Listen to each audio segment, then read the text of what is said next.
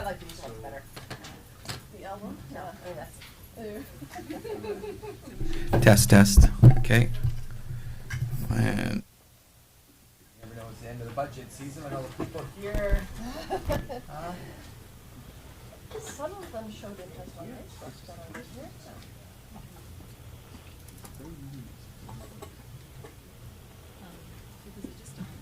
I believe so.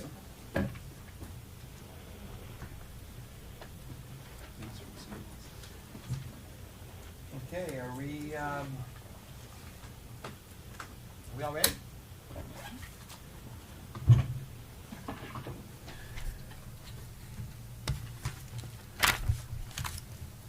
I wish to call to order the special meeting of council on March the 12th at 2 o'clock.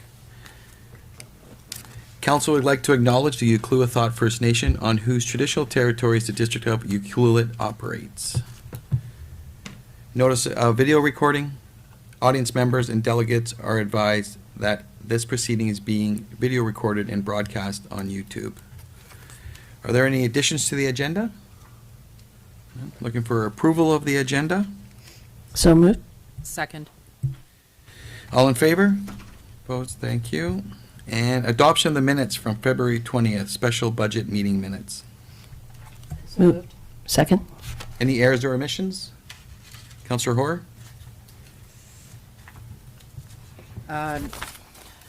On page 6, I believe the two paragraphs, West Coast Community Resource Society, council decided to provide, the word provide is missing in that paragraph, and then also under Wild Pacific Trail Society, should say to provide. On page 7, about halfway down, council's questions and comments discussing the challenges associated with accommodating trucks' turning radiuses. That is not a possessive, it is a plural. And page 13, vehicle fleet review. I believe dump truck is not spelt with a T.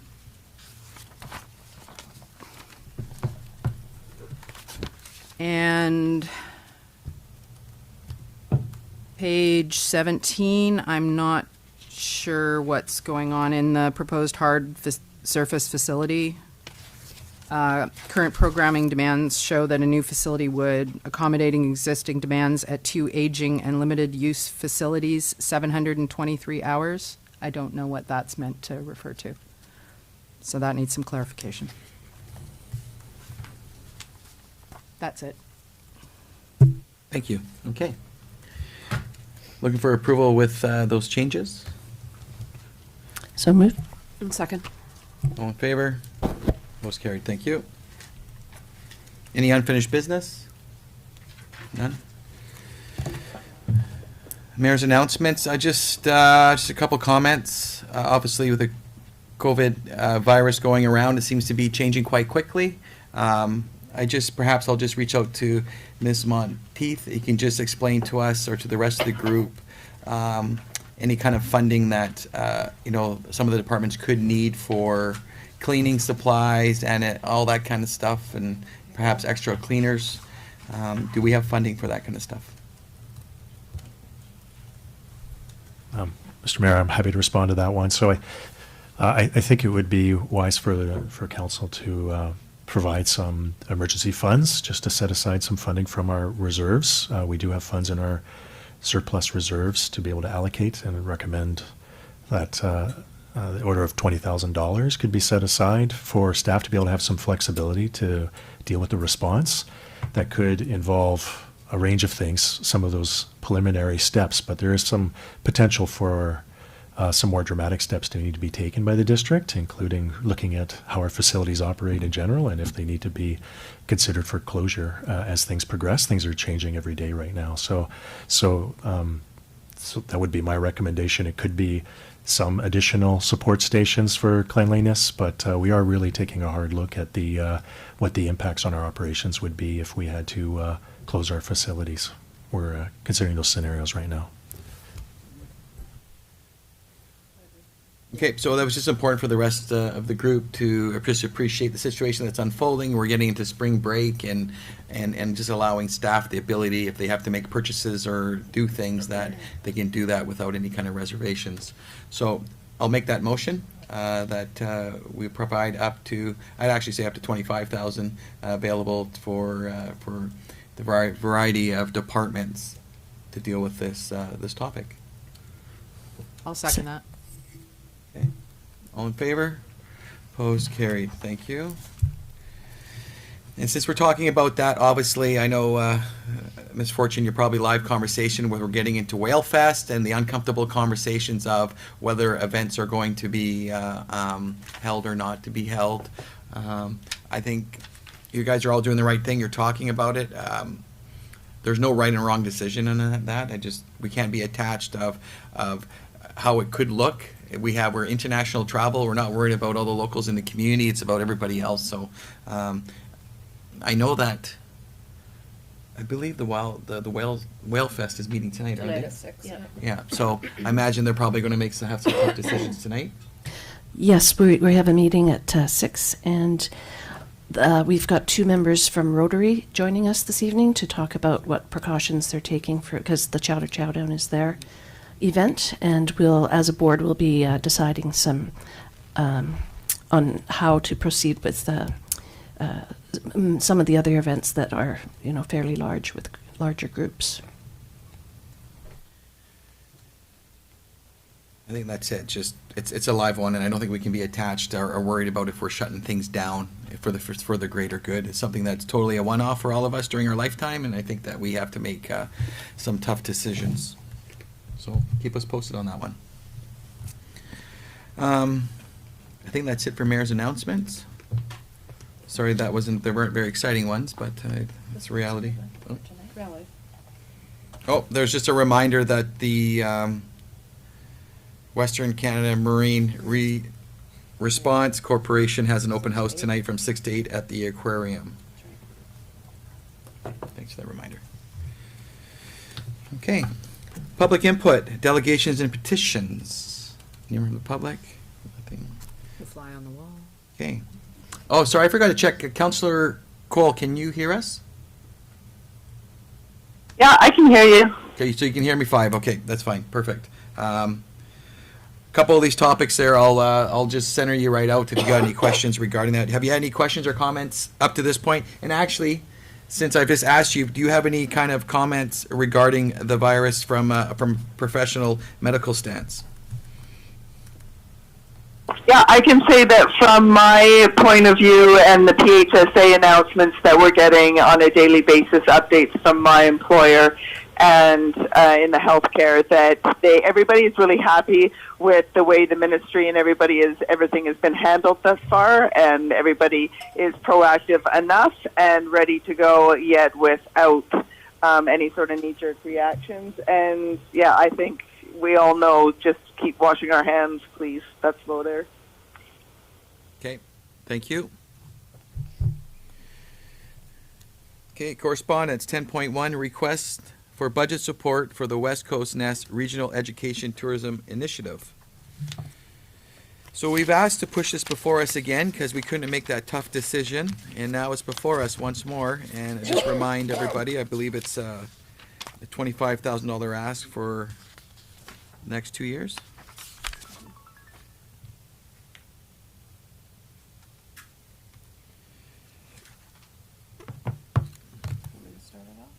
Go for it. So I mean, CBT does great work, hands down. I don't want to get that in the way of things.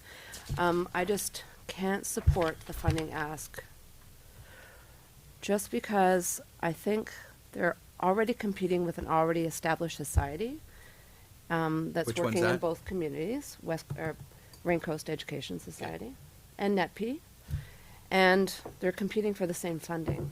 So I would like to see West Coast Nest work more collaboratively with like NetP and the Rain Coast. I'd really like to see that. I mean, CBT operates with a massive endowment, so I just can't see at this point getting them funding. Okay. Councillor McEwen, any thoughts? I would agree with that. Okay, Councillor Hoare? I also agree. It's a very, very big ask. And it is definitely something that is duplicated with other groups, so. Okay, Councillor Hoare, did you want to make any comment? Oh, sorry, Councillor Cole? I concur with the previous statements. Okay, well.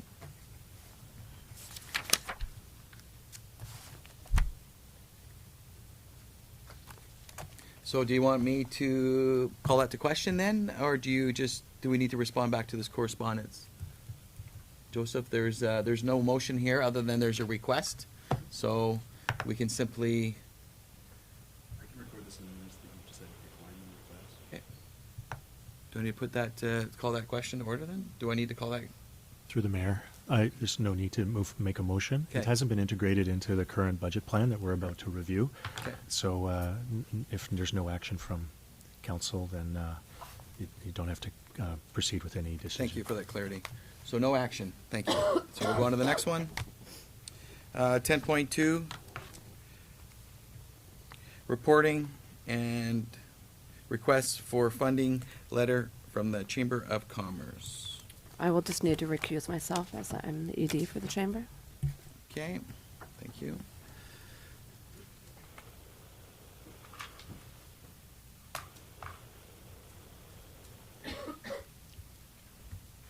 Okay. Councillor McEwen. We always set aside 30,000, I believe, for economic development, and as far as I know, that money has not been slotted for any purpose, so that could be given to the Chamber of Commerce if council sees fit. Councillor Hoare, do you have any comments? I concur with Councillor McEwen. We do have money set aside for ED, so I don't necessarily feel that we need to increase that. It is, again, a very large ask. Okay. I'm going to cloud it just a little bit, just because I like to do that. The Chamber for the last 6 years has had a lot of the economic development funds have been just earmarked and directly awarded to them, and a lot of the lands from probably 4 or 5 years ago was the fact is the money was there to help with the transition. I know you were there, the transition period. I would like to look at this a little bit differently, because since we do have the allocated funds, and I would like to still see it at some point going towards the chamber, but that conversation that we continue goes on about the chamber's lands, the office that's there. We know we have a parking problem, we have a congestion problem, and I'm going to make a motion here in a moment, but I would like to see some of those funds be allocated towards for staff and working with the chamber about how do you relocate or change that whole little corner. And for me, I'd be able to support this initiative for a few years, knowing that a large portion of this money was actually going to go to help the chamber come up with its next, location where it should be. So there's been a lot of different ideas at the tourism Ucluelet table about a little satellite visitor shed that you'd bounce around town and look at it a little bit differently. So if we don't explore some different options or give the chamber a little bit of funding in order to help them find a new location, I don't think we're ever going to get there. Councillor McEwen? The mobile satellite office that TU is talking about, that would be for visitor services, which is under TU, not under the chamber. And the land that building is on belongs to the co-op, and the district is covering the lease on that, I believe.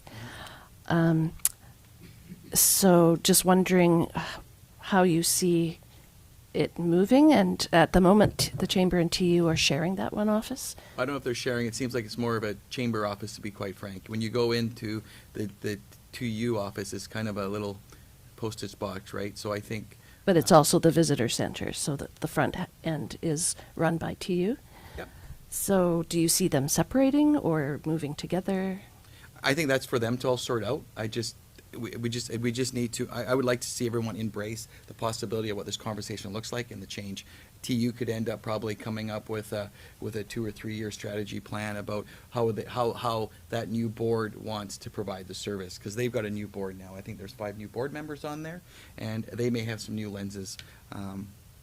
But the reality is that building is almost in an inappropriate location and is starting to have a negative effect on that part of the town. And this would be one way or a strategy to help fund that. Yep. Can I ask why you think that? What do I think? What? That it's in a poor location and It's it's just- causing issues? We're spending a lot of money right now on the design of Peninsula Road. So one of the conversations coming out of the design is, what's it look like if you were to block off the entrance to the co-op above Main Street? That would make it no longer a 4-way gathering or RVs trip on each other. It would actually be able to give the planning staff and the co-op some ability to change, ways to get into that parking lot. And waiting another couple years on this conversation is only going to compound the problem. So you're suggesting that some of this money be put toward exploring alternate locations? Yep. Yep. Are we talking some of the 30,000 that's in the budget for economic development, or are we talking about the 35 for the next 3 years that the chamber has asked for? I think exactly what the chamber's asked for. Okay. If we can if we can rephrase that a little bit and have staff work with the chamber about a bit of a strategy of economic development, also looking at a repurposing or relocation of a building. Who knows what that looks like? The building may not even be salvageable, to be honest with you. It's just, I think it looks nice from the outside, but the actual lifespan of that, I don't think it'd be able to even hold a move. But we'll let those guys look after that. Councillor Cole, any kind of thoughts on that? I like the waters muddied the way that the discussion, your input. The muddy waters? Yep, I like it. Yeah, so I just have to mud it a little bit. I think getting the expectation of the chamber, giving them money to provide us some more reports, something for this money that's tangible with a little bit of economic development, and that helps them bridge a possible new location and would be some betterment for the community. I agree 100%. Councillor McEwen? Do we know if they want a new location? Sorry, this is just all coming out of the blue at me. Yeah, no, it's fine. It's just the way it's. Again, I've done a couple little preliminary conversations in the background, and when you're sitting there at the tourism's TU's visitor center, it's very evident that the fact is this conversation needs to be sped up a little bit, and we need to find a better location for our tourism Ucluelet. You never know that. Tourism is a leading driver in our community, but when you walk into our executive's office, I don't think it's just optics. And visitor services, the office itself on the visitor, what do we get, 100 days out of that in the summertime? 90 days it's open? So there's a lot of buildings sitting there that's not being used for 10 months of the year or 9 months of the year. So have they been asked? The president of the chamber, we've had a light conversation, and Mark and I will be meeting with the chamber next week just to kind of work with some kind of strategies going forward. So upon saying that, just as I've clouded it, I would like to make the motion that council direct staff to report back to council on options for the chamber office lands, including the use of economic development funds. I'll second that. You have something?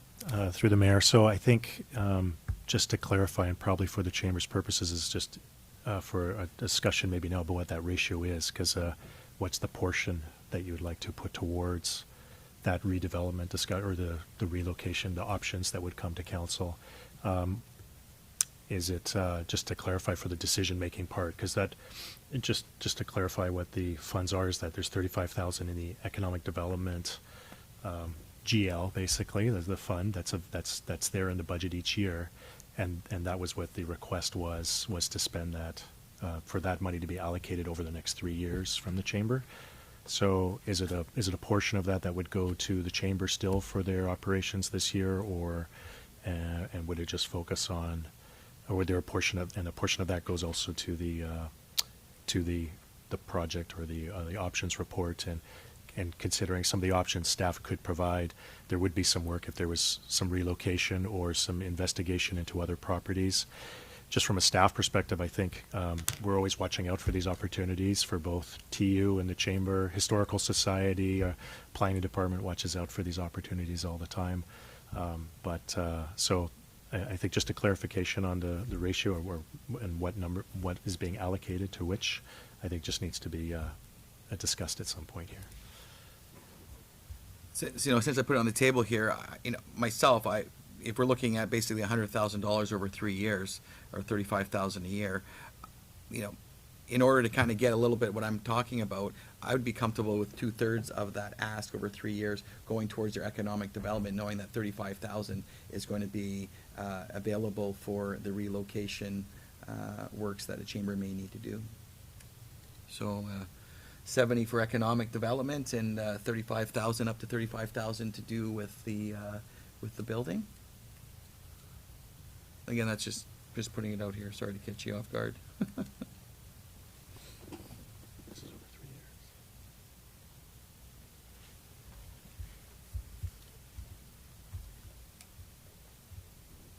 Sorry, am I on?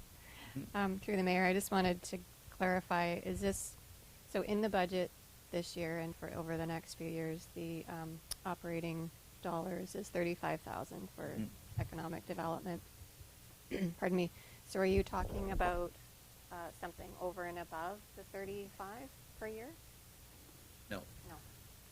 I'm just saying, so out of that $100,000 over 3 years, that I'm suggesting that 70,000 be allocated toward the Chamber of Commerce over a 3-year period towards economic development, and then the third of it, so 35,000, going towards this building conversation that I just brought up. So they still get a large chunk of their economic ability to provide continuing on with the great things that they're doing, but then on the side, they're going to have the opportunity to repurpose this building and maybe give some new life, knowing that they're going to be funded. Because at the end of the day, there's that ownership of who owns the building, whether it's the district or the chamber. Even if the chamber were to own it, if they were to have to relocate it, they don't have the funds to relocate it. So it's going to be on us anyway. So all I'm trying to do is to kind of get us to that, acknowledging that it's on us. So we're giving them an ability to move it forward with this funding option. So. Oh, sorry, Councilor Good. Just for clarification, the chamber does own that building. When I was on that board, we purchased the double wide, and they paid for all the moving of it and the renovations to it.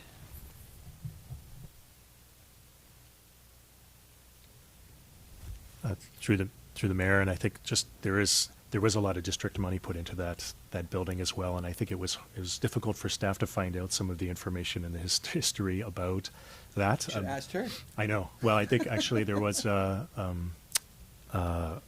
development permit that was actually had the chamber name on it as part of it. But it was also, I know that the cost of it and the installation and the work, the infrastructure and everything, there was a lot of district money that was put in that too as well. But I think that just led to some of the conversations about hearing who owns the building. I just would like to request for to make things a little simpler, I think, is just to slightly adjust the numbers to 25,000 out of the 35 going to the chamber, I believe is what is closer to the number, just for simplicity. If I give 10,000 out of each year went towards the options review, and 25, I think for our everybody from our accountants to our minute takers would appreciate a simpler split of 10,000 to and a 25, 10 and 25, if that's something the council wants to consider. Okay, so where are we at here? Did I have a motion on the table? Yes. On the motion I had mentioned. That a report be brought back to Okay. council. Okay. I think the only thing missing was the dollar value. You referenced economic development funds, but not exactly what portion of how the funds would be allocated. Okay, so I'll make an amendment to that motion. And so I'll add the fact that 25,000 so 25,000 will go towards economic development and with 10,000 going towards building options? That's what you just said, right? 25,000 going towards the chamber, Yes, towards to the the Chamber chamber Economic for the Development. period of 3 years? Is Yes. that correct? Okay. Yeah. Each year? Each year Yeah. for 3 years. I'll second that amendment. Okay, any further discussion? All in favor? Perfect. And if I don't hear anything from you, Councillor Cole, I'm going to assume that you are in favor. And Yep, thank you. the addition's been done. I'm going back to the original. And so looking all in favor of the original motion. Okay. Opposed, carried. Thank you. Council, Don't we have to defeat that? no, we just added on to it. The amendment was the amounts. The amount, yeah. But don't we have to defeat the first motion? We did the add-on. Yeah. Through the mayor, so you can amend a motion that's on the table and vote to put the amendment, add the amendment to it, and then vote on the overall amended motion as well. So, So we just did. no need to defeat the original one. Yeah. Okay. The rest of the day is going to get better from here, okay? Less muddy waters and. No, I'm sorry. I just had to. It was an opportunity, and it just kind of, it was before us, and I just couldn't help myself. Okay.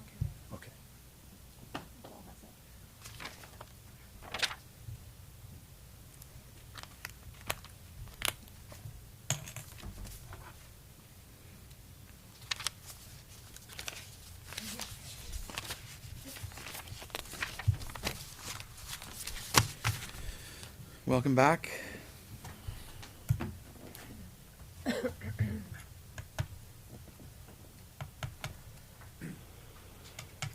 Okay, we're on legislation, 11.1, amended single-use item regulation bylaw number 1266, 2020.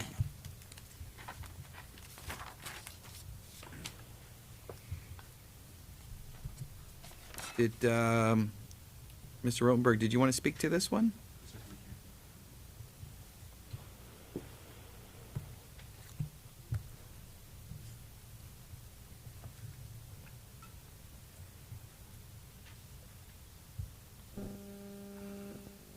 Okay, so what the issue here was that we brought the bylaw that you guys brought to third reading back for ministry approval. The minister's staff noted that the ministry would like to see an exemption for plastic straws for people with different abilities. So this bylaw has been crafted in such a way to allow businesses to provide those straws.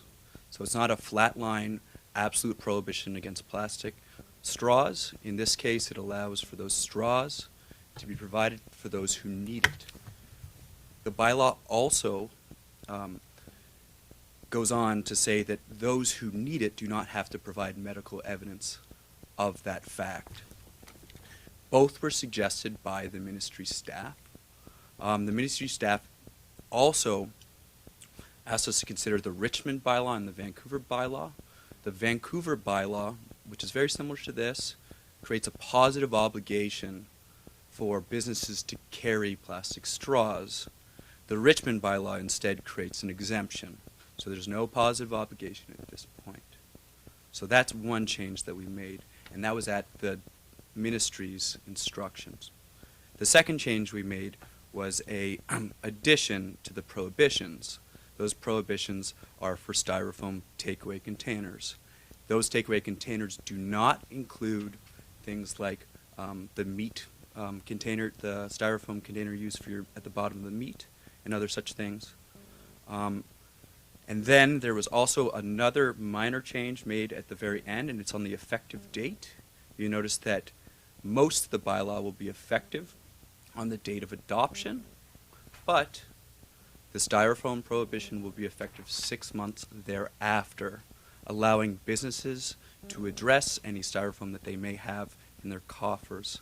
The chamber was kind enough to do a survey of some of their members, and generally it received significant support with no opposition and only 3 parties suggesting that they were neutral to the change.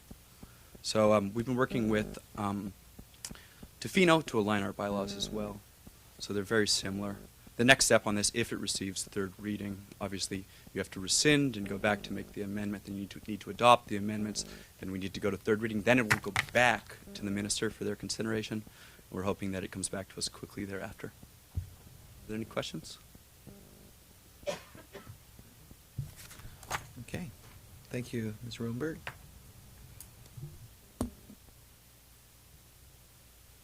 Okay, we have a few recommendations. Mr. Rotenberg, would you like, it's okay, you don't need to go up, it's a nod. Would you like these moved as a block or separately? Okay. Thank you. So I move that third reading of District of Ucluelet Single-Use Item Regulation Bylaw number 1266/2020 be rescinded. Second. Any further discussion? All in favor? Opposed? Carried. I will move that District of Ucluelet Single-Use Item Regulation Bylaw number 1266/2020 be revised to include a prohibition on polystyrene foam containers and an exemption for the provision of plastic drinking straws to persons with diverse abilities upon request. Second. Any further discussion? All in favor? Opposed? Carried. I move that the District of Ucluelet Single-Use Item Regulation Bylaw number 1266/2020 as amended be given third reading. Second.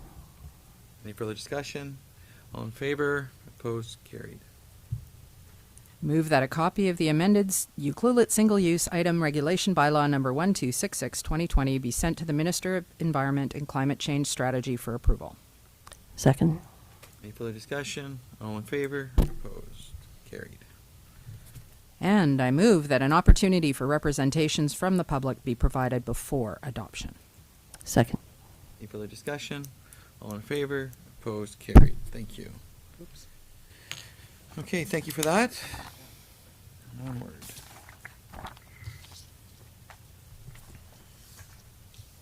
I'd just like to comment on that particular item, that there was a really interesting article in the Globe and Mail Saturday edition about Montreal and a lot of the things that they are doing for zero waste. So I forgot to bring the said article, but it was just interesting to see more places are banning these things, more places are looking for options. And that included restaurants, hotels, a lot of people trying to find ways to not be using the single-use plastic. It was really good to see.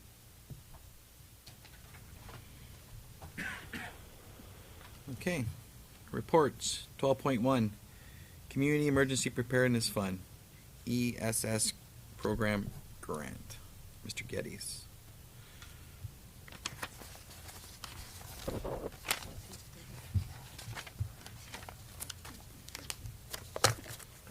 Okay. Through the mayor. Wait, yeah. Sorry, I was just reading what it said here. Right.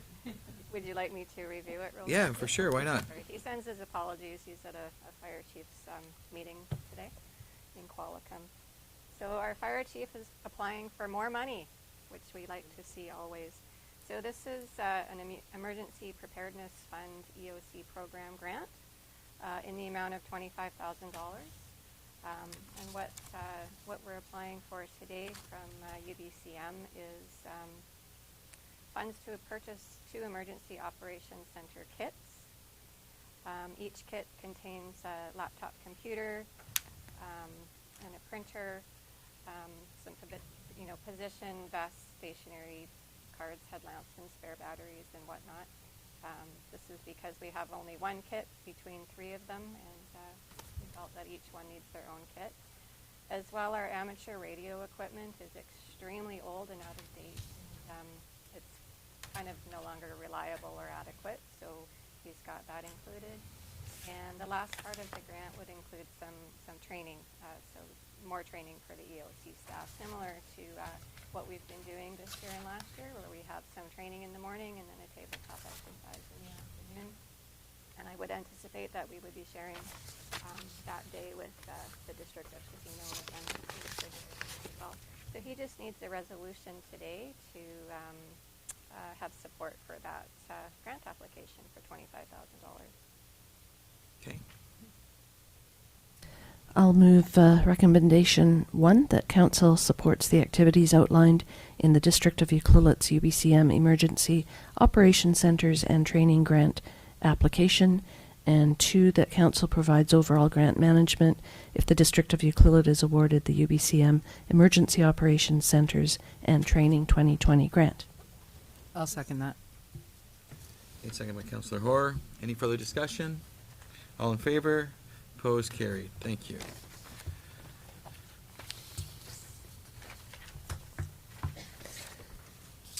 $12.2, short-term loan authorization for fleet vehicle purchase.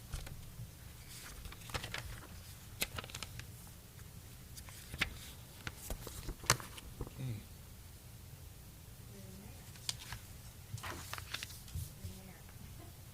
First of all, just thank you to Joey for he actually wrote this report for me while I was stuck in budget land, so thank you for that. At the last budget meeting, you'll remember we had a vehicle review of our fleet slide up on the overhead, and I had mentioned that I would be bringing to you today a short-term loan authorization report. We're going to borrow $200,000 through the Municipal Finance Authority as a short-term equipment loan. The annual payment on that will be about $42,000, and that has already been incorporated on a yearly basis over the next 5 years for those vehicles to be paid off in full. And just as a reminder, it's actually for 4 vehicles, so we're replacing 2 of our pickup trucks, purchasing a 1-ton dump truck and a new bucket truck that we do not currently have. It's a little unclear if we're going to take all of the other 3 out of service immediately or not. I believe they're going through some inspection. So it might be that we get another year or 2 out of them, but we don't want our staff to be in vehicles that are unsafe, so as it is. But there's a couple recommendations there. One is, of course, to borrow the $200,000, and secondly, to have the payment schedule be over a 5-year period. Okay. Any questions? No? Okay, a couple of recommendations before us.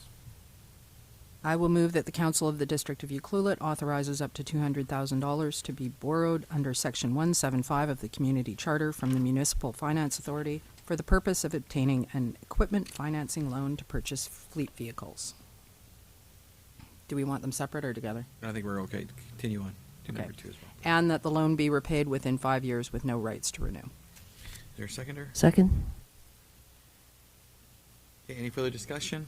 All in favor? Opposed? Carried. Thank you. Well, we look forward to that, and thank you for that report. Everybody loves new equipment.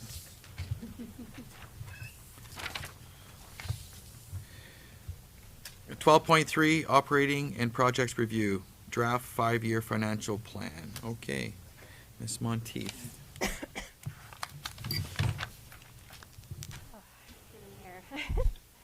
wish I could say it was a little easier this year. I still feel fairly new to this process at the municipality here. So what we're going to be talking today about is everything that we've already spoken about at our last 3 open budget meetings. And we're going to include what the tax implications could be. And then we're going to have an open house. I think it's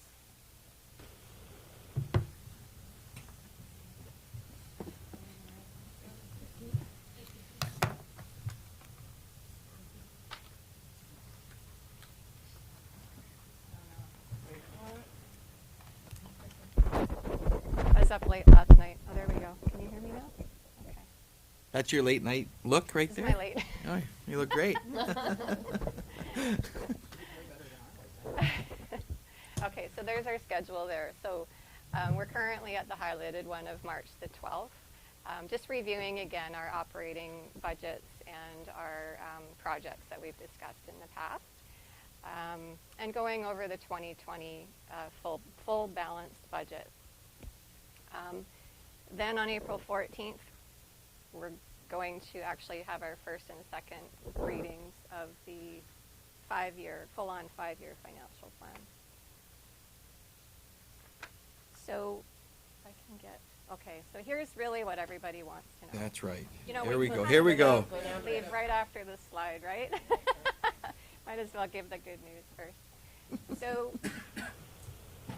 the budget that we've prepared today for 2020 includes a 4% taxation increase across the board, residential and businesses, 4% for everybody. This is fairly conservative. I had a really hard time balancing the budget at 4%. But the good news is it is balanced, and we were able to assign a lot of funding towards a lot of our capital projects, such as gas tax and RMI and user fees. There's been a lot of increases in revenues that the UCC brings in, and we have some funds in reserves. We wanted to include a 1% increase specifically for asset management funding, but we decided against it because I couldn't do it with 4%. And I think another reason is we're currently in the process of hiring our new Director of Engineering Services, and we feel that it's really important to have this person very much involved in the asset replacement scheme. We need to have him come in and complete the cycle and work with myself and Mark on coming up with a long-term financial plan specific to asset management. And I think we've done a really good job at beginning that process in terms of water worth and doing a fleet review, and we've had the facilities assessments done, but we need to close the gap. So for now, our proposal is not to have a 1% for the asset management fees. Unless you want us to do that, then we'll go back and revisit the budget. Right now, it's just 4%, and that covers all of our operations and capital projects for the year. And I just want you to keep that in mind when we get a little bit into the weeds here and you see some of the operational budgets reviewed again, and you see some increases and decreases. Just keep in mind that the budget today is balanced, and it is at 4%. So have that in the back of your head. That'll be great. Pardon me? Yeah, sorry. Yeah, and Mark's helping me out here today. We have the BC assessment. We'll put out a revised roll within the next week or two. Usually the first week of April, they come out with a revised roll. And some of what that can be is when people appeal their property assessments, they can have them adjusted down. So that could affect our revenue. Last year, it did affect our revenue. With one of the resorts in town, there was a number of units that were switched from business to residential. I don't anticipate that happening this year. They promised me they would give me a heads up if it was going to happen again. So that's just something to keep in mind, just in case. So we'll deal with that when it comes. Next slide. Mr. Boyson's going to jump in anytime he feels safe. I've forgotten. So this is what's going to be our draft Schedule A. It's a document that has to be attached to our bylaw when we give it first reading in April. And again, our sort of goal of the week was to try and get taxation conservative at 4%, and we have achieved that again within some of our carryover projects and our new projects, having them funded by other things other than tax dollars. And I just talked about the final revised role assessment and the non-market change reports. They can reduce your revenues as well when people do major renovations and things like that. So we'll wait for those to come.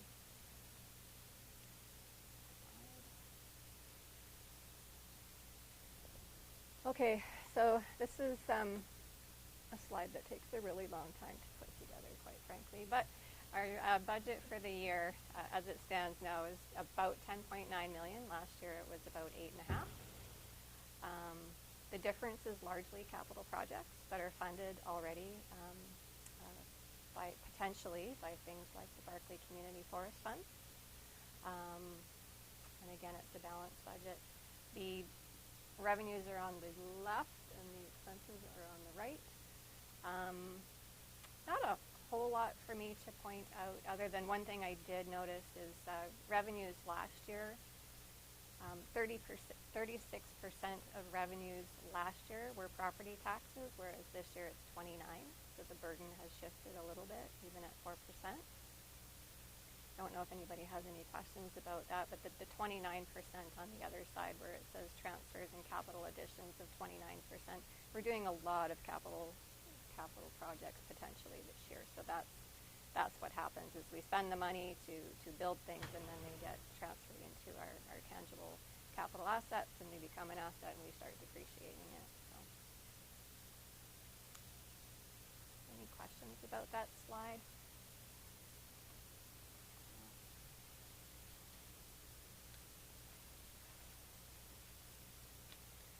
Okay, so these, I don't know if Mark, if you want to jump in, these Speak are to some of them. the things we talked about. I'll give Donna a little reprieve here. We've just carried over from the in-camera meeting where we discussed salary increases. So the next two slides have a layout the council CUPE staff increases, which we since our last meeting we settled our collective bargaining agreement with a 2% increase for the next 2 years, and then 2.25 for the following 2 years after that. So we're very happy with our agreement and our standing with staff and our relationship with CUPE staff. So ready to have move forward for the next 4 years with them.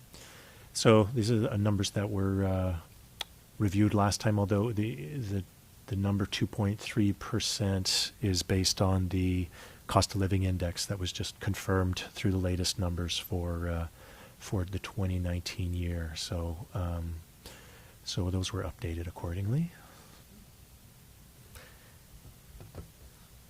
And then the next slide was the manager salaries and the status of salaries and some proposed increases for some of the positions. And so that's all detailed there. And if there's any questions about the numbers there, these are similar to what we've seen previously. Although there was one thing to point out that was different. There was a request to us to explore the Director of Planning salary to be increased. So that's something that we've done. And if council has any questions about that, happy to answer those questions. We just aligned it with the new Director of Operations. Is actually Director of Engineering Services is the current formal title for that position. And just aligning with competitive salaries that are out there. When we did a comparison against other similar sized communities, our salaries are generally still at right in line with small population salaries for communities. Any questions? I think we dove into this at a previous budget meeting, so we're okay with all this. Okay. This is just to confirm in an open setting. Yep, thank you. I can keep going with this. This was something just to confirm that there was a summary here of council motions just that was passed on February 20th for the water filtration grant application, and then also for funds for the Cedar Road parking hub. And now we can get into the department overviews, where Ms. Monteith has much more detailed information than in the initial operating discussion. This has a full layout, so I think maybe I'll leave it to her to go through some of the highlights or key figures in here that are worth pointing out.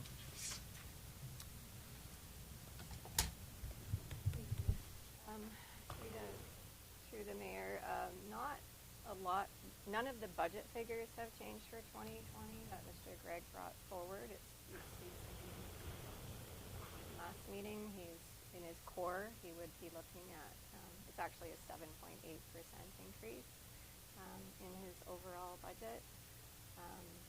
All that I've done is thrown in these slides. I've thrown in the 2019 year-to-date actuals, which are unaudited at the moment. Our auditors are coming in the next couple of weeks to start their per week with us, but that's where we are at the moment, just so you can see some comparisons from this year to last year.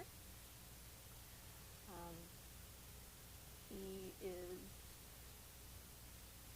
I've incorporated the increases in salary.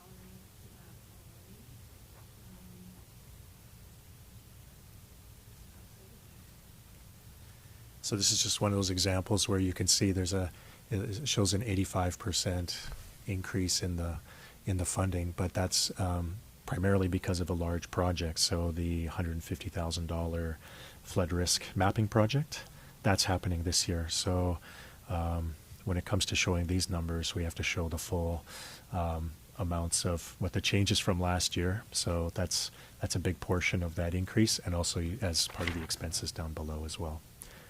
There's a couple of projects like that. There's a couple of other smaller projects, which I think if we go to the next slide, we can highlight here as well that some of these other projects are here. But the $150,000 one was the big one for the flood risk mapping and the land use demand study as well, which we're continually working towards, just to make sure we work in partnership with other partners in the region to make that project possible. And all of the projects, that full $246,000 worth of projects, are actually fully funded by non-tax dollars, or that from money that we've already collected and held off to the side to carry over to the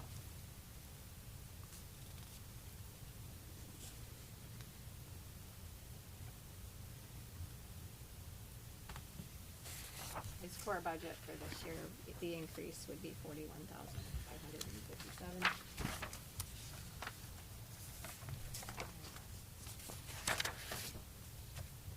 Through the mayor, Ms. Monteith, can you explain to the audience the little lighthouses again? Oh, yes, Or- those are items that were identified.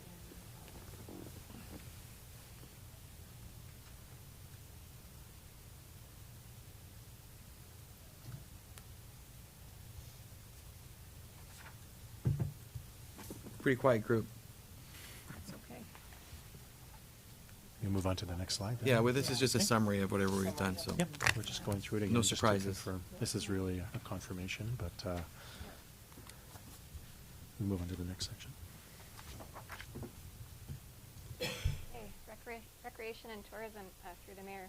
I believe at one of the previous meetings, you just indicated you wanted to have parks just separated out so we could, make the information a little bigger, you can see it better.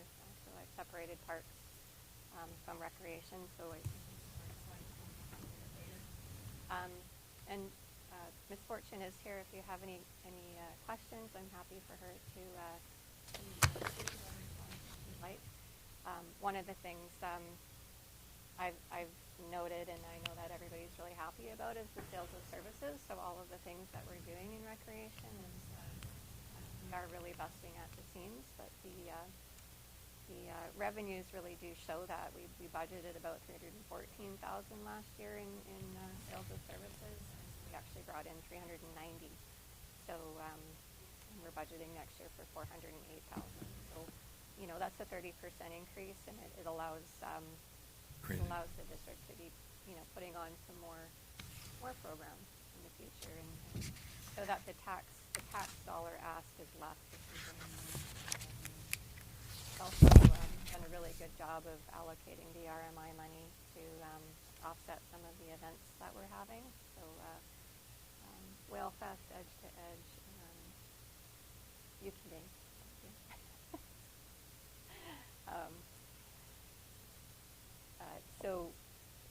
So I don't know if Mark or Abby want to chime in about projects.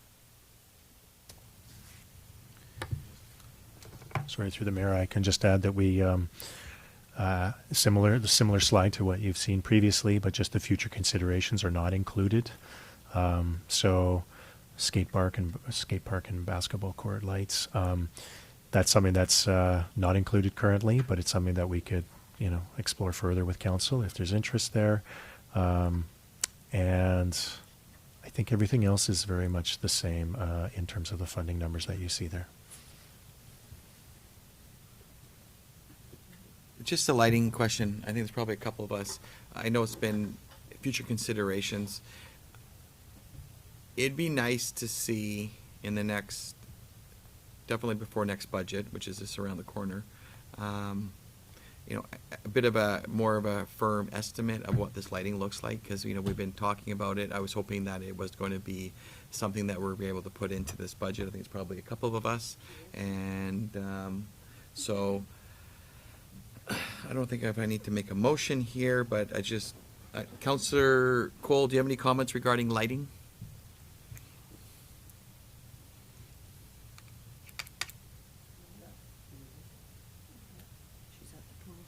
She was at the pool?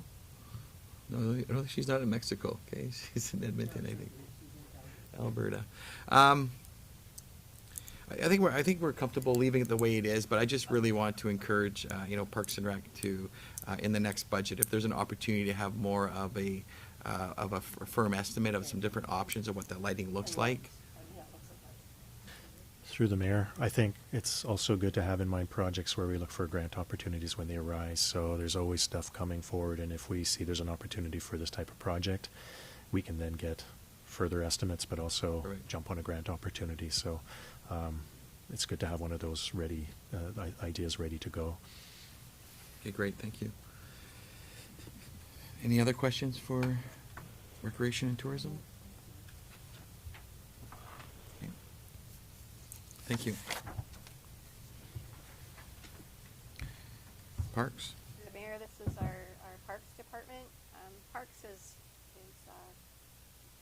the majority of it is actually funded by taxation only. That the lonely $7,000 you see as a contribution is actually what we receive from the ACRD to maintain the bike path outside of our district. Other than that, it's all taxation dollars.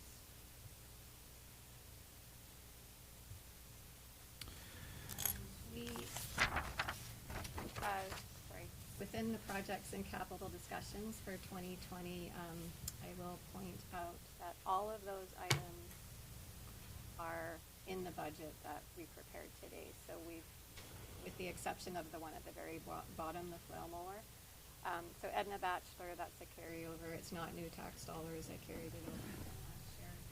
I believe the aquarium water fountain install, one of them is paid for. I think there's an opportunity for the other one to be covered by potentially RMI funds. The Wild Pacific Trail maintenance equipment, the e-bike and the tractor arm, that is also covered, not by new tax dollars. Last year we put away $10,000 towards parks equipment, and I'm pulling it back in from reserves to pay for this item. We have $15,000 proposed to go towards the cemetery. We'd really like to do some work out there. The walk behind aerator actually is for 2021. It's in the budget for 2021. And I'm not sure what year the Roy Vickers sign is, but it is being put in the budget.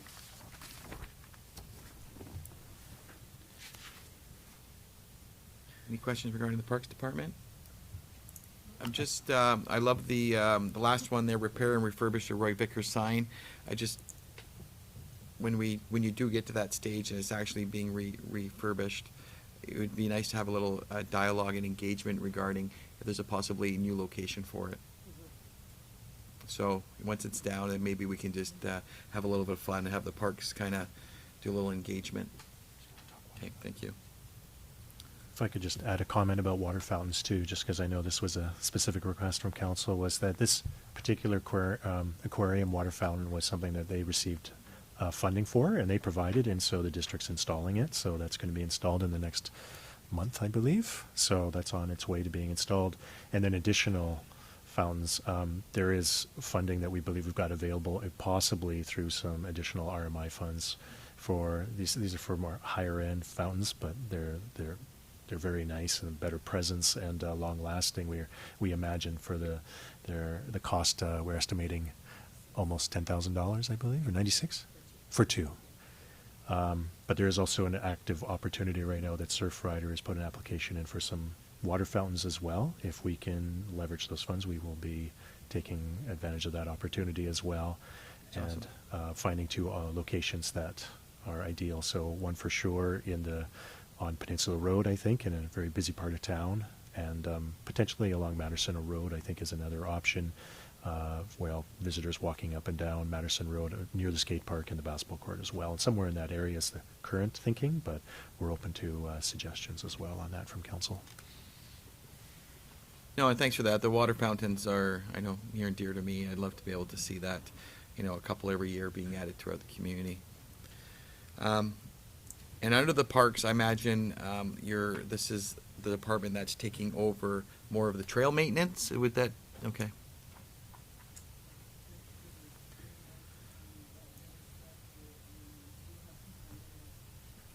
Oh, sorry, you have to go on the microphone. Sorry to put you on the spot.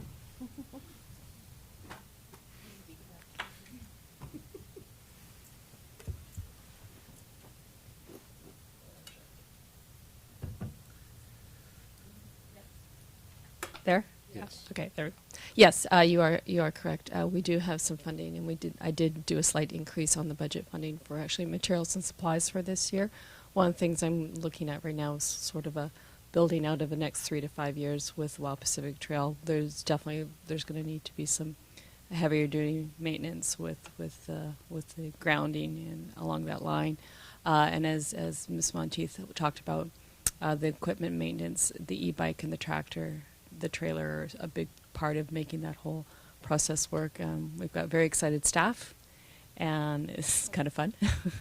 And yes, that is a part of the overall with Wild Pacific Trail, and thus far they're very happy with the work that's being done. And Russell Roper specifically has done some really, really good work along that end.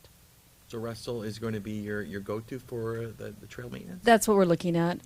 We have Russell is our groundskeeper. Okay. And certainly in the summertime, he's more focused on the boulevards and the fields themselves. But in more kind of the off season, the wintertime is when we are looking at a heavier maintenance end of it. We're also hoping to hire another position along that line with the funding that we would normally do to the maintenance, as you guys are aware. And so that will go to support a parks labor, specifically focusing on the trail end of things. Perfect, thank you. You're welcome. Any other questions?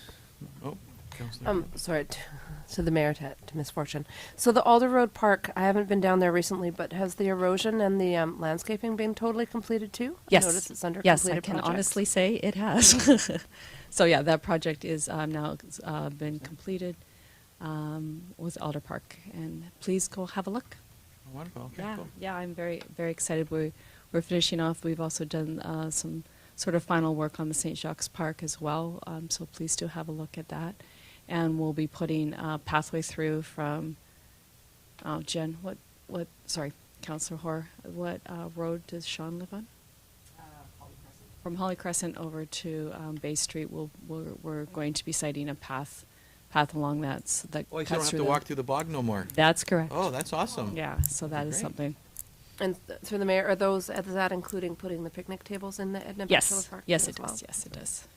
That's going to be a neat little thoroughway when that's done, and when It they is. finish the sewer upgrade, where there's going to Yes. be a little zip, Yeah, we're quite excited about that. Yes, which will kind of go hand in hand as you unravel your bit of a sign and back road Exactly. program. Would be great. exactly. Awesome. Thank you. Thank you.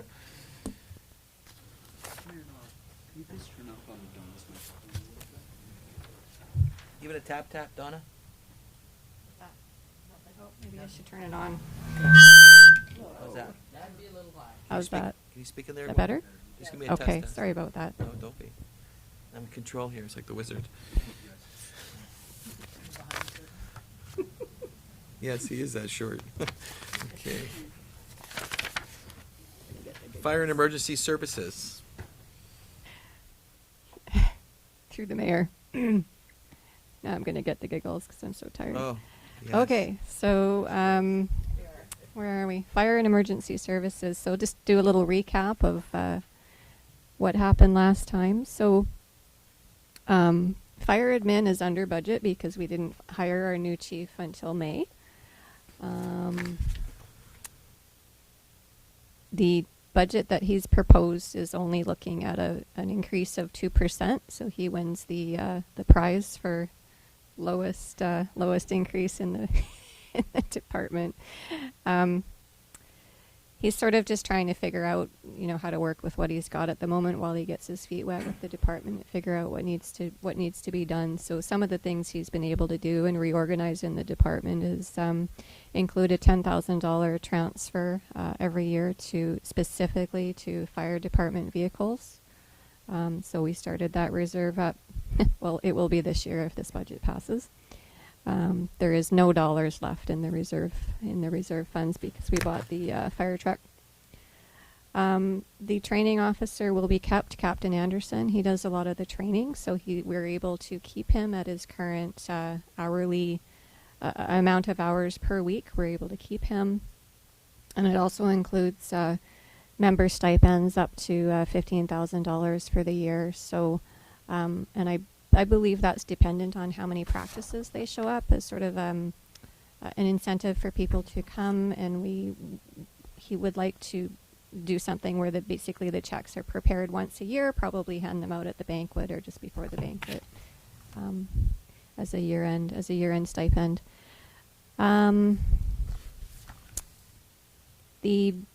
We also talked about, and I was asked about the fire ops being over budget for the year. A lot of that has to do with Chief just reorganizing the different categories of his department, but we've also had to purchase different types of software to get a little more up to date with fire services. So we had to purchase some inspection software so that he can go in and do inspections on site, and it prints it out right in the truck, and he's able to work with that. And I am responding. We've purchased that, and it's got a whole new update on it, so they can look and they can see where all the hydrants are online and things like that. So there's been a lot of software purchases to get us up to speed. Do you have anything to add, Mark? I'd just like to add, I think the fire chief has added to us optimizing the budget, and I think the use of the dollars, you've just further made the most of it. I think we feel like we're doing more and more with the same amount of budget. So I think there's lots of opportunities in that existing budget. So that's why there's just a modest request for an increase. So thanks to the chief for that. Okay. Don't hear any questions, so thank you.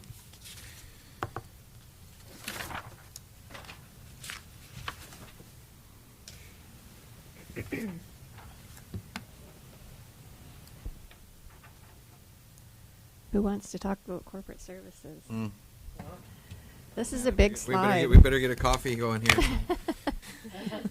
This is a big slide.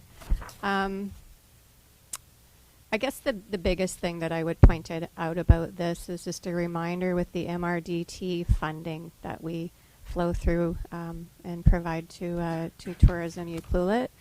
In the past practice was to just have it show up on our balance sheet as a clearing account. And I felt that needed to be recorded differently. It needs to be recorded as revenue when it comes in, and recorded as an expense to Tourism Ucluelet when it's paid out. It just makes it more transparent. Not that it was done incorrectly at all. There's more than one way to do it, but this is something that's really easy for us to show. So some of the percentage points that you see are fairly skewed because of that, right? Because we brought in $475,000, and we've so far paid out $349 to TU. I don't think we've been billed for December yet, though, so it should be even for the year. There also, when we get a payment quarterly for the extra top-up, it goes straight into the Affordable Housing Reserve Fund, as been directed by Council. What else can we say about this slide, Mark? There's your $35,000 for economic development. We've reorganized, I mentioned before, we did reorganize some of the ways that we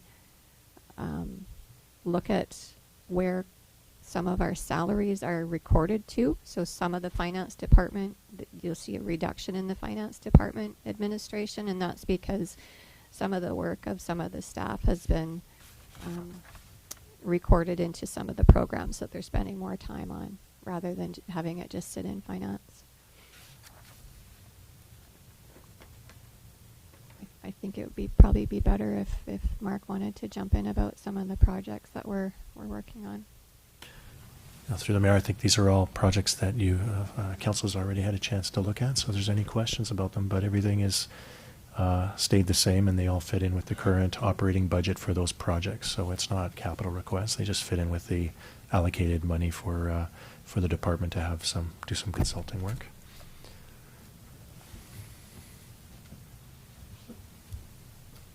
The Sewerworth project is the same as Waterworth, so I'll either be working with Mr. Cannon on that this year, or potentially with the new person that's going to be hired. Looking forward to it.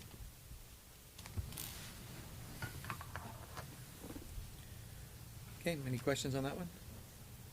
Oh. I think, and just a follow up there's an information technology slide that falls under the corporate services department. So, and the proposed system was to the big change would be updating the system that we have for the phones and our current old phone system and the replacement cost of that versus going to a more modernized phone system that is VoIP-based or Internet Protocol-based system. Working with Julian Ling, who from Yuki Infotech has really found a positive option for us, and it just improves the technology for us, but also long-term savings overall is better. So more function, but overall there's going to be savings at the end of the day for the district as well. So modernization of the phone system is going to be sort of the key project for him to support the district this year.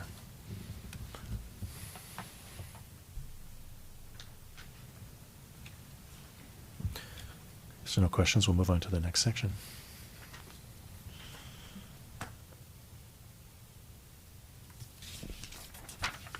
Okay, so Mr. Cannon was here, but I think he's dealing with an issue in town at the moment, so we'll carry on.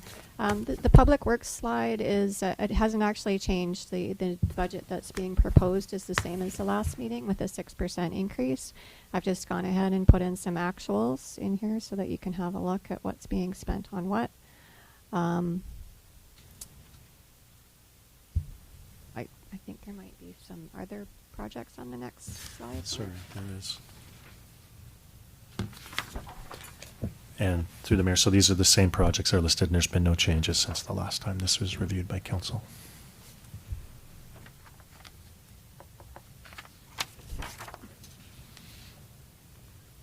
And the next slide includes the vehicle fleet review, which council provided approval for the motion for the loan, and this is so the same table that you saw previously, just laying out our plan for fleet.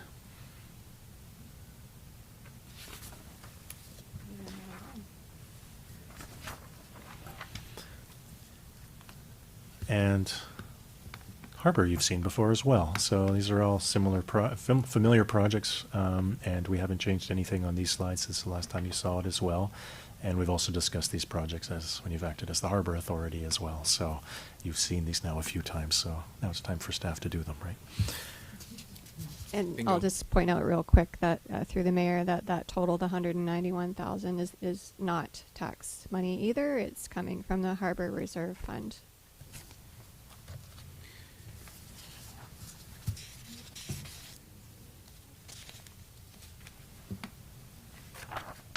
Yeah, I don't have much to add to it,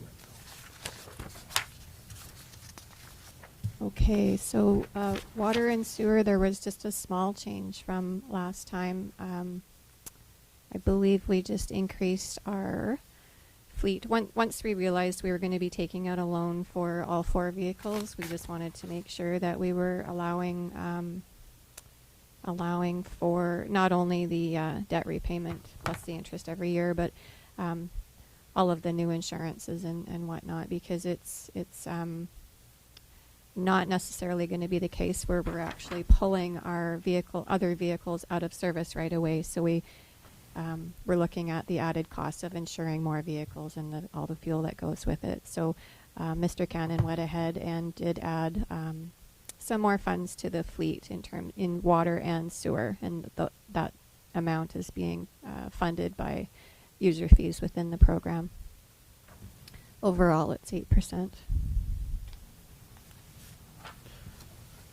And I can speak to the water capacity and filtration improvements. So you've seen all this information before, and we'll be communicating this same information to the public as well, so there's a clear understanding. This is a large project and has some information. There'll be lots of questions about it.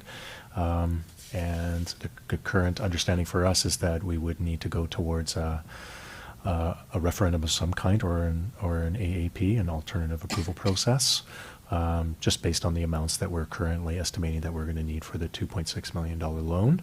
And but I think a key fact for the community to understand is just that our current water rates are at a modest rate for the community, and that there's going to be some increases required over the 5-year period. But as we showed in those Waterworth slides about how things will progress over the years, that will help to assist with a sustainable funding source, which I'll get into in my asset management discussion, a sustainable funding system for each of our sections of our district is what we want to work towards.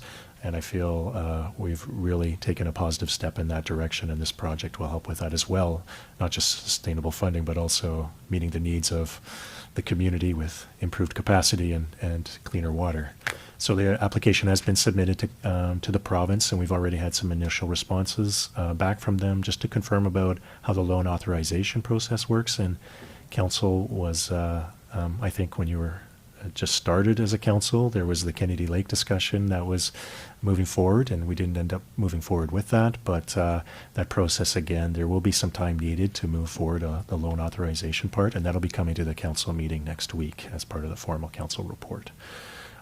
So we're hopeful that we're going to hear some news sooner than later on this project. But this will be a significant change for the district, I think, and something that's right now we're making sure we consider operational cost increases that will come from this, but generally we're adding to our existing systems. So there will be some operating costs related to filtration, and but our current staff complement should be able to accommodate for what our plans are moving forward. But so yeah, we'll be discussing this topic a little bit more next week at the council meeting.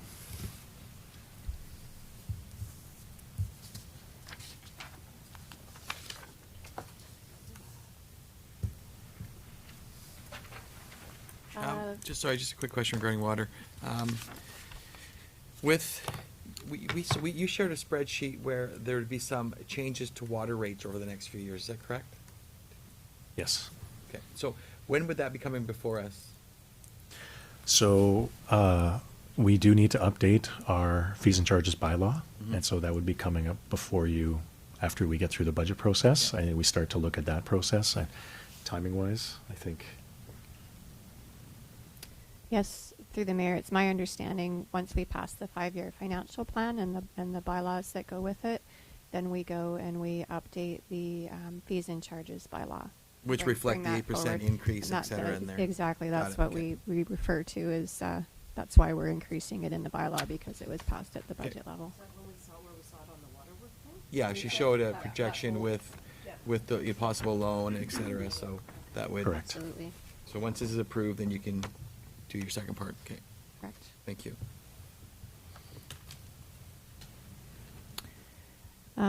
Same thing with sewer. We added a little bit more to cover the cost of the new fleet. That one, other than that, has not changed from the last time we presented those figures. And I think I heard the lagoon's done. We did the final report yesterday, did we not? Come on. What? Come on. Through the mayor, it's true. Done?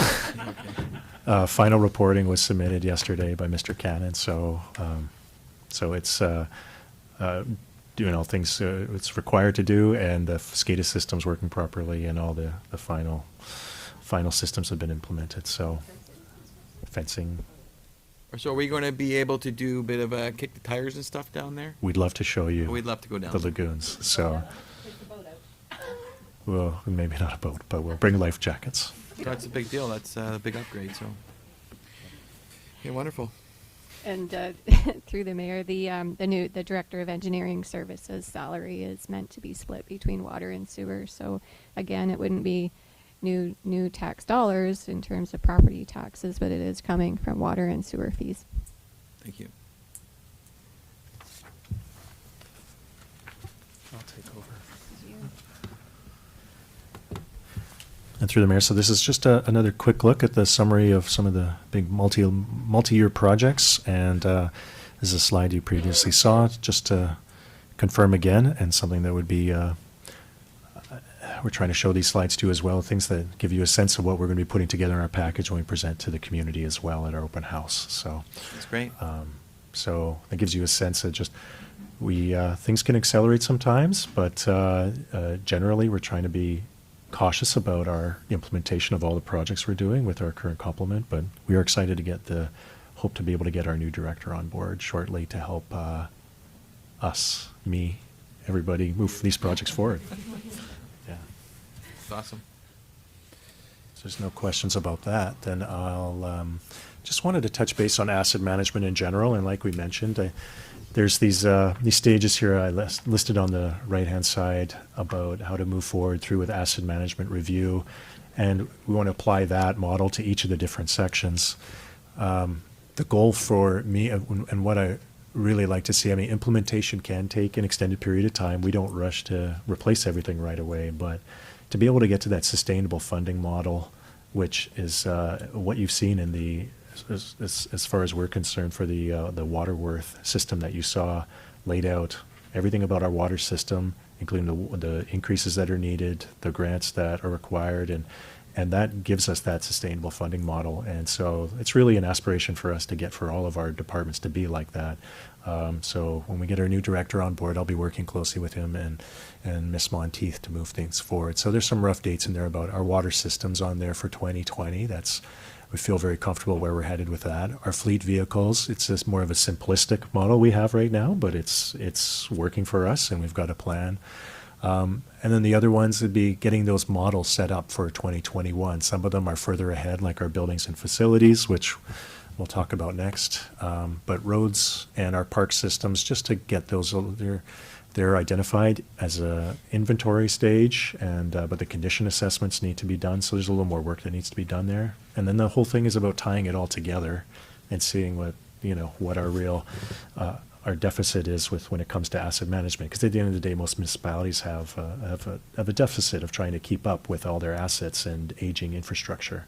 So our goal is to try to get to a sustainable funding model, add percentage points each year to try to see where we can beef up things to be able to make it so that we can plan for the long-term changeover of our assets. There's always a practical lens to that too, also though, about how much we can get out of our assets. But we're got to make sure that this is something that we stay on top of, and it's also very important with all the grant funding. If we have a strong system like this in place, it puts us further up the line for provincial and federal funding programs. So, any questions about that? That takes us into that facilities condition assessment, which is kind of small to read up on the screen, but you have it in front of you. So I provided a bit of background on this and what these ratios and indexes are indicating about the investment requirements back into the buildings. And so for me, I think I'm trying to answer some questions for council. And I think the first one is about, is it worth investing in some of these buildings for the long term? And I think there's two buildings at the top of the list there that stand out as something that's not worth reinvesting in those buildings based on these numbers. There can be other reasons, and these are not the final decision-making tools, but this is the information to council about. It's a significant investment back to just get those buildings back to what they were. And then the other question is, what do they do for you? Do they give you what you want at the end of the day as well? So that's a significant question. And we did show you, I went through these slides very quickly as we finished up our 4-hour meeting last time, this Tugwell Field planning project, and just looking about what a hard surface facility could look like there, and also thinking for the future about emergency services. I think the hard surface facility, part of the conversation that could fit in is that if the alignment of the soccer field is that there's a real opportunity to put lighting up there as a part of that project. so that right now, wintertime, soccer or other sports can't be done up at that field. So, and it is the field that has the best condition compared to our rec hall field right now. So it's very hard to use during those rainy, yucky nights. So, and I provided this slide previously as well. So I just want to give you a chance to ask any questions you have about it. It's just our initial look at some of the programming issues, and that's the important part for us, is looking at what does the current facilities give us. And I think some of our staff members and managers, they're really good at asking lots of questions to make sure these good recommendations and good suggestions. And I think the last one, decision about how it fits in with our other asset management priorities, is really important. But also, are we getting the rec services that we need through other options? And so the gymnasiums that are from the high schools is something that there's going to be a new updated high school gym. We have one already. Can we use those facilities? But I think generally when we look at the numbers, what we've come through is that we're already optimizing a lot of those space needs already. You could try to really fit in a lot of more things, like moving some of the uses from the UAC hall into there.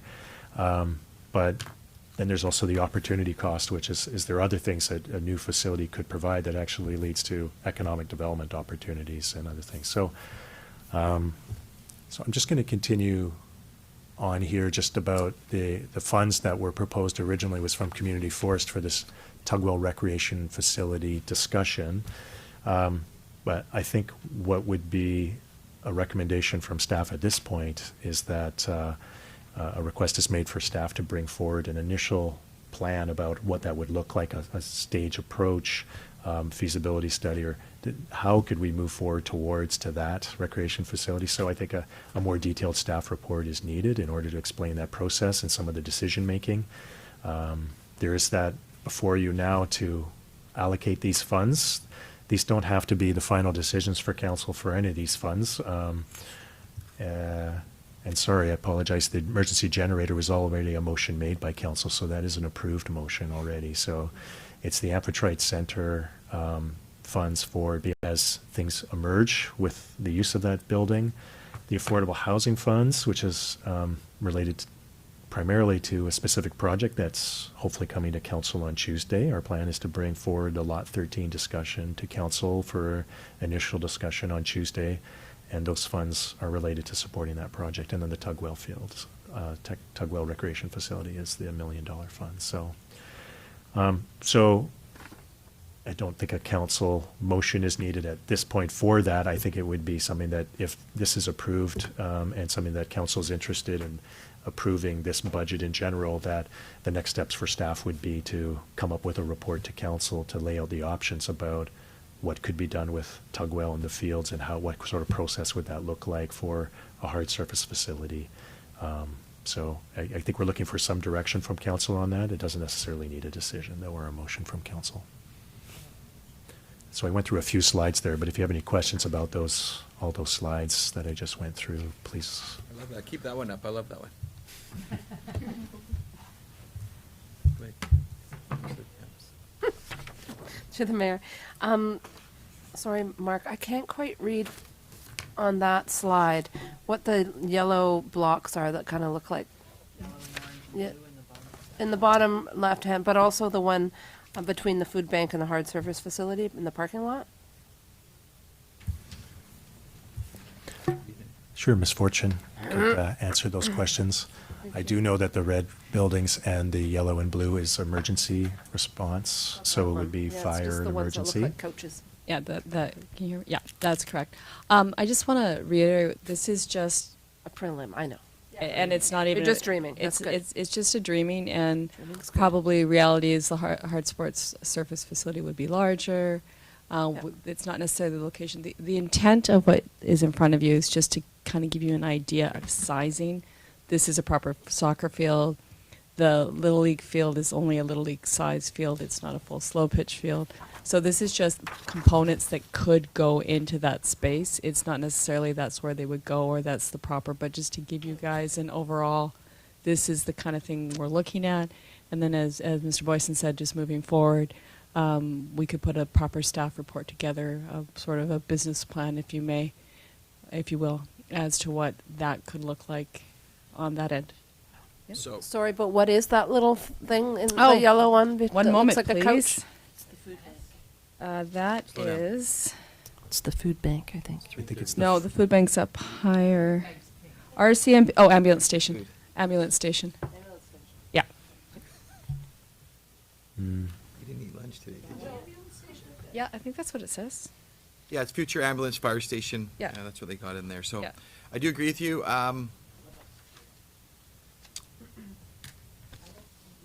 Sorry, I think I could clarify where the word food bank is. I think that's that pink building there is the food bank. That's just in a proposed, Yeah. the grayish one to the right of that is a tennis court. That's what I thought. Yeah. Yes. So that's just been put in there. That's not been requested by council. Once again, this is just a concept plan. It's just sizing. Yeah, it's just sizing is what Just we're Lara. looking at. It's all good, Lara. This is exciting stuff. So just the overall, what we're, through the mayor, sorry. Oh, they're out of control, these two, but. Okay. What we're looking at, big picture is, potentially the hard surface sports facility, food bank, and these are all potentials. Emergency services, including ambulance and RCMP potentially. It's just big picture dreaming right now, but we would like to put a proper report together and sort of narrow it down, as well as probably staging, I would assume. Yeah, I think it'll be a little more focused on the hard surface facility with more general references to where things could go, but not saying that that's absolutely. We do want to make sure we think long term when we put this together. But yeah, as well, oh, sorry. No, sorry, go ahead. As well as granting opportunities, if I'm able to put together a bit of a, Mr. Boyce and myself put together a bit of a project plan, then that really puts us ahead of the game in terms of grants and moving forward on that end. I think that's important to note that the $1 million we allocated here is the intention is actually to fully explore grants as much as possible, and maybe it's a portion of that that's used. But of course, the site prep and these other things that could add up over time is that would provide us with the flexibility. Thank you. Yeah, so we want to take it from the dreamy stage to the fact is what it could look like, and with the hard sports is the focus, as you said, you're going to focus on that. It's long overdue, and we just really want to get to the next stage. So once this budget's passed, I imagine you're going to need a motion from us for that report, or once this budget is passed, you will then, that's giving you your green light to provide us a report? Yeah, as staff's comfortable with that. I think because these other projects as well, the Amphitrite Center funds and the affordable housing funds, they all have implied projects behind them. So yes, if this is, unless there's any objection to council with this, then that's the next step for staff to move forward on. Yeah. Councillor Hoare? Just a question through the mayor to Ms. Monteith. Looking at the proposed use of community forest funds, if we spent all the money that we're proposing to spend, and we have that $1 million, if we were to create an endowment with that, how much approximately would that net us, say, in a year that could be put towards, for instance, increasing grants and aid or the like? Through the mayor, I think that's a fair question, and I think it's actually been suggested before that we keep some money back. Endowment funds have to do with like a nonprofit would have an endowment fund, and they would have to invest it specifically, and then basically live off of the interest, so to speak. Then often the interest would be given to other nonprofits or charities. I'm not sure. I'm not familiar or sure if we can have an endowment fund, but there certainly would be some investment opportunities that we would be able to access to invest that $1 million in something higher yielding, and perhaps take the interest and if you wanted, maybe add it to our grant and aid each year and things like that. So I think definitely the opportunity is there, and I think what I would suggest is that council direct us to come back with a report of options of what to do with that money and how to make the most out of it. And just to add to that, I think just if it's conservative, it could be 4% would be $40,000 a year generated out of it. So that's probably a conservative amount on that. I didn't answer the question. I'm happy to make a motion to that effect if it needs to happen. Because I'd like to I'd like to know, and I think we should not be spending all of the community forest funds, and I would like to see some of it long-term put aside for other projects. As it We're were. not spending it all. There's $1 million left over, and there's more money coming in June. So you would like to lock down a portion of the funds that this council or future councils would not be able to access because you want to lock it down for 3 to 4% gains on the $1 million. Is that correct? I'm looking for a report to look into it. I just Yeah. feel that we shouldn't be spending all of it.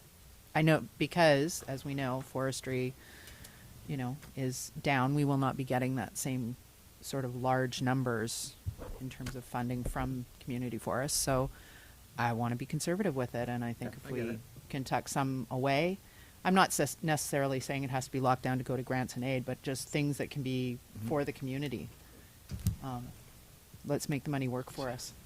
Well, I'm totally supportive of getting a staff report.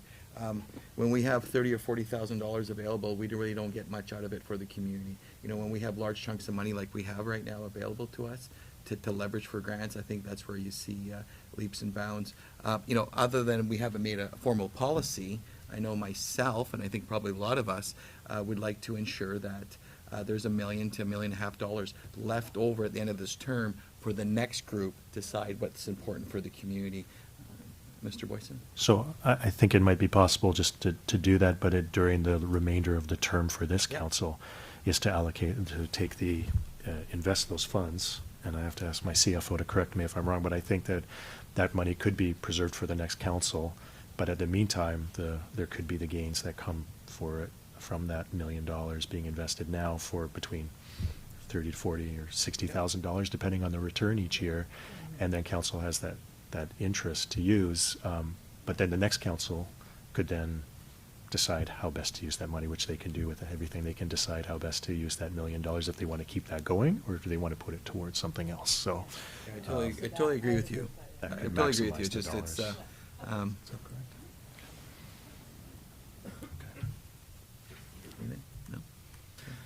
No? That one would be good to have a motion for, I think, because we don't have it outlined I specifically just on wanted here, clarity. Sorry, so. Jennifer. Yeah, It's- I But, totally understand. if Yeah, you'd like to get it. I just see that that's a potential. That's seed money, and It's only thing that's made our term right now being able to do the seed money, and I totally 100% agree. I would love to be able to have at least 1.5 for the next group. for sure. Okay, go ahead, Jennifer. Councilor Hoare. I do not have the correct words. Joey, help. I could help with that. So that council directs staff to provide a report on options for using the remaining $1 million in the community forest funds that have not been allocated for an options for investment and return. So moved. Second. Any further discussion? All in favor? Opposed? Carried. Okay, thank you for bringing that up.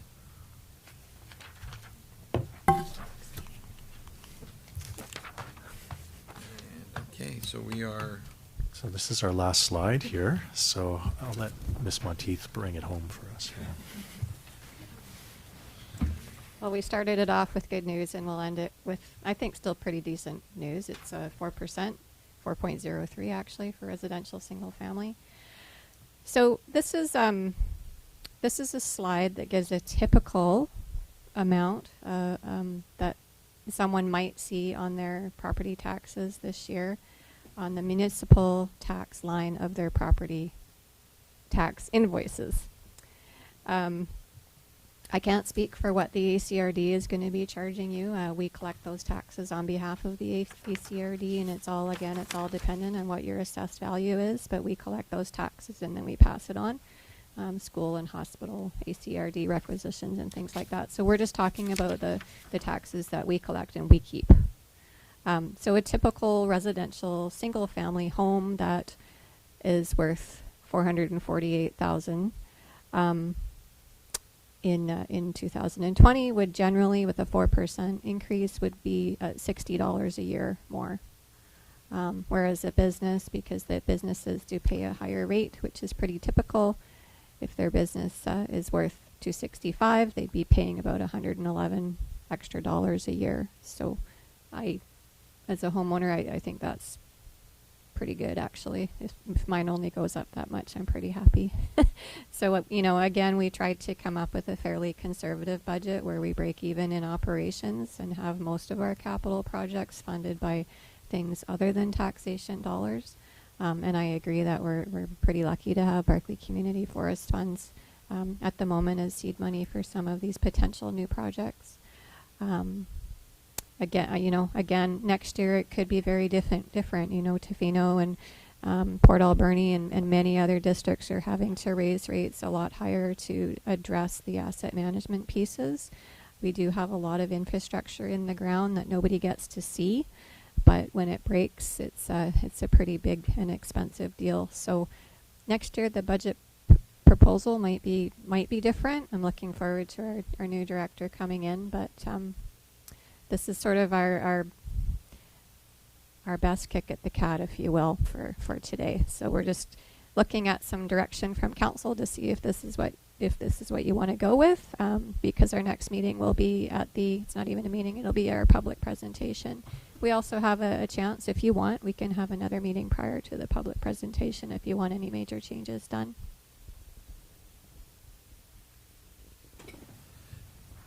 Anything from any of the councillors? It's Councillor Cole. Are you with us? Yeah, I'm here. Okay, good. I'm listening. I'm good. I'll Okay, speak up if I really oppose something. Yeah, it's fine. We're just about to be wrapped up here. You have any final thoughts? Any concerns or negative or positive?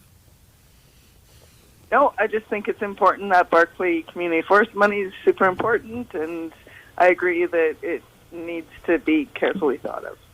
No, perfect. Thank you.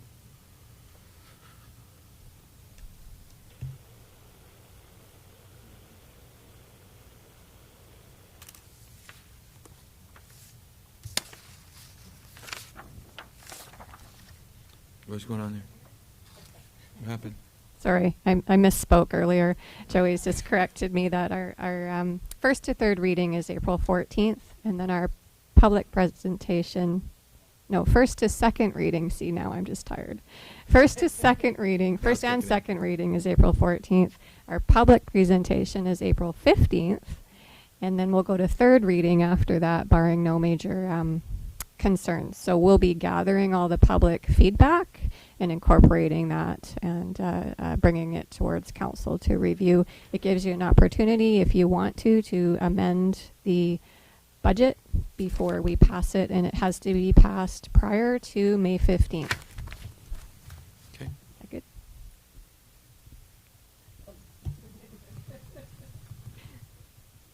Okay, well, thank you, and thanks for the report. I see you put a lot of time and effort into it, and we really appreciate it. To all the staff and Mr. Goyson as well. They're all very, very involved in their department budgets, which is fantastic. Okay. Any other business? None heard? Question period. Perfect timing. Huh? Is this all about timing?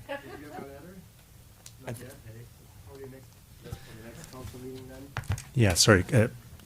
We received your letter and was just before the meeting, but please, you can go to the you microphone can speak there. if you'd like to present to council. Just make a quick comment, and Just your we'll name be and sharing that address. letter with council. Just a quick comment. My name is Jens. Address 302.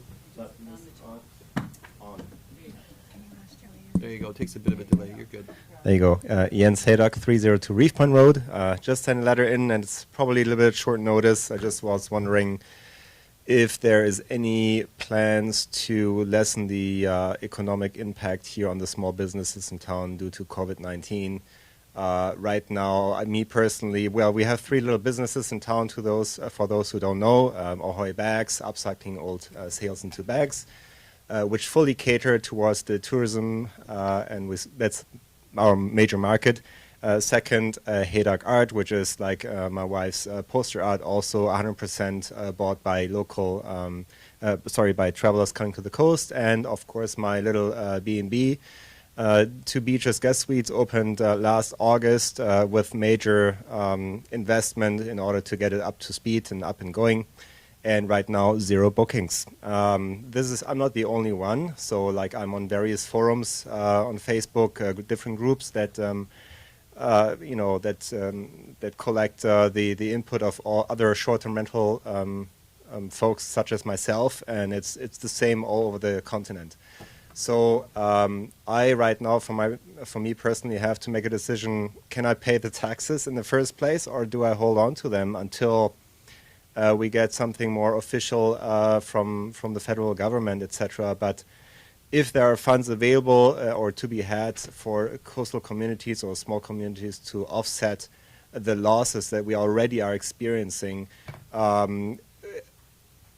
you planning to engage that? Are you pursuing these avenues? Are you planning maybe to defer property taxes altogether for 2020, etc.? So, I put that into the letter. Maybe a little bit too early to speak to that from you guys, but just some thoughts on the matter on my part. Well, obviously the situation is changing quite quickly, right? Yes. And the thing is that we're all in this together. It's not one particular industry. Yes, tourism's being hit hard, but that's going to be the trickle effect. We'll be able to respond to your letter, but informally or formally, I guess we're here. The fact is that we're just doing a budget process. Did we talk about doing exempting property tax? No, we haven't. But I know that there are some systems out there, or some and CFO will be able to speak to it about through the province about deferring property tax. There's a bit of a program. You're the first to have come before us and ask, other than, because right now the situation has been more about what are we doing locally regarding from the district aspect. Do we just put a bit of a contingency fund together just to ensure that there's some resources available for staff about for whether it's supplies and stuff. There's obviously some conversations going on more about should we have group gatherings. Those seem to be the conversations going on right now about trying to just reduce the transmission and the spreading. We haven't got into what those financial implications. I imagine in the next month or 6 weeks, those are probably, your story's not going to be, an independent story. So we're just going to monitor that, and we're all in this together. Yeah. So I don't think it would be prudent for us to say that we're going to waive property tax. But again, the federal government has just come out with an announcement this morning, I believe $1 billion available. What does that mean to the guy that's making bags and the restaurant owner? I don't think it's going to mean anything to us, but all we can do is try to stay united, on a political aspect about these rural communities matter. And we'll just continue to keep with our MLA and our federal rep about if there's any initiatives that are coming down the path to help support us all, because we're all going to be affected.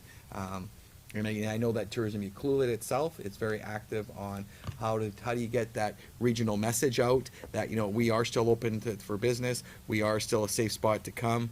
There's lots of room here for people to walk around and keep 6 feet away from each other and move on if that's what people are fearful of.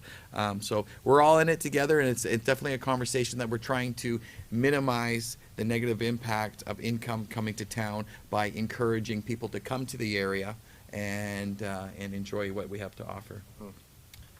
I didn't answer your question directly there. Yeah, on that note, I think with just how many hospital beds do we have in Tofino? 6 Maybe or a dozen. so? I don't know. Yeah. So, like unofficially, officially, I would suspect that if there's any mechanism being put in place in order to contain the spread, that we will be amongst the first to be quarantined, and then we don't get visitors. Period. So I would definitely prepare for the worst like that, and hope for the best. And also, if there are funds being released by the federal government, I'm sure that we as a small municipality have to apply for them. Oh, for sure. Yeah, so if They don't make it we- easy. Yeah, and I'm sure you guys stay right on top of that and on the bleeding edge, because there are a lot of people that will be in line asking for funds to be had, and they're finite. So just to raise some awareness for that, for you guys to essentially, hold the doorknob as soon as it's moving, just like fall with the door into the room and get the funds that we need.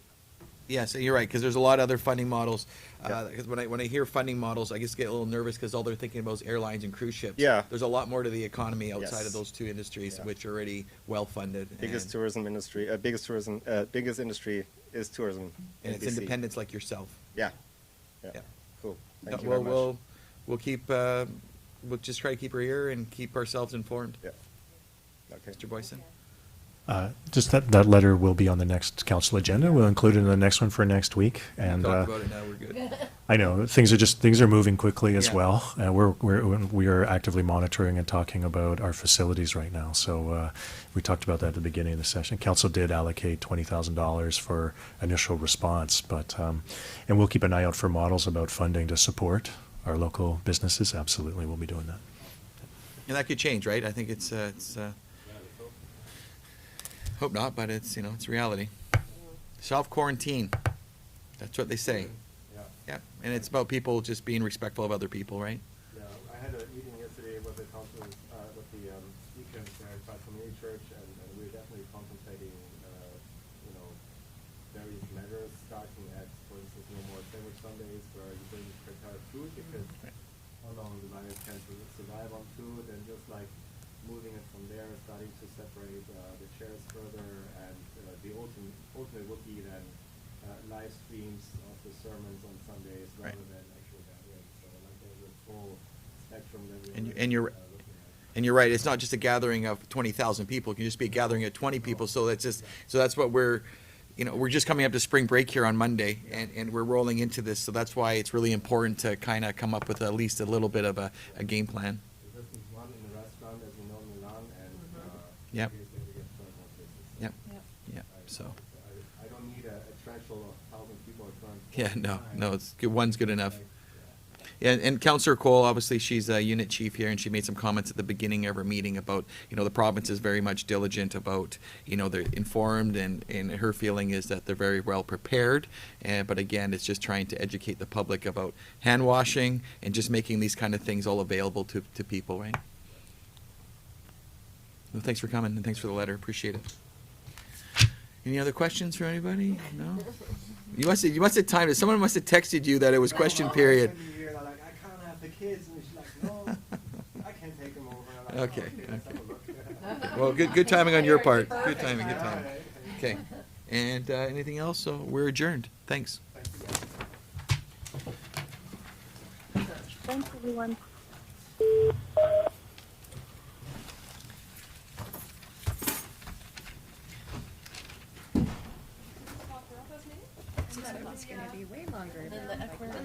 I know, busy day. Just got another.